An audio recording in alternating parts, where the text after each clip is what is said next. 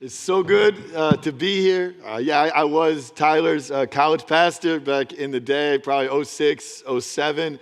And those were really, that was one of my favorite seasons of my life. I taught at Palomar and was a college pastor with some amazing people. Went to Uganda. We had some great times together. I actually met my wife at his place back in the day, like right there on Grand. It's like Kettle or something now, but yeah, so that's where I met her, and we lived on 3rd and like Escondido Boulevard. So I lived like 3 blocks from here back when we first got married. So I love Escondido. It's so sweet to be back and to see this work of God that He's doing, and so I'm excited to be with you guys this morning.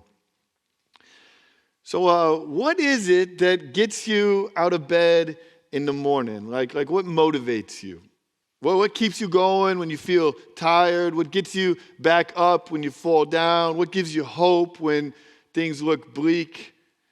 James Smith has this saying. He says, to be human is to be animated and orientated by some vision of the good life. What he's saying is basically all of us have some picture of the good life. And it's actually this picture of the good life that both guides and empowers and motivates everything else that we do. Now, the thing is, you might not be able to articulate exactly what that vision is. You might not have it into some mission statement for your life. We're not always fully conscious of it. But the reality is all of us have some vision of what is the good life. And that's vision, that pursuit, that's what gets us out of bed in the morning. That's what keeps us going when things get hard. And so I wanted to start this morning even just by asking you a few questions that might help you think through what is my vision of the good life. So how do you define success? At the end of a day, how do you decide if this was a good day or a bad day? What are your if-onlys?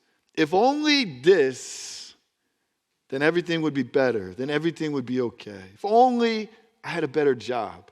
If only my kids would listen to me.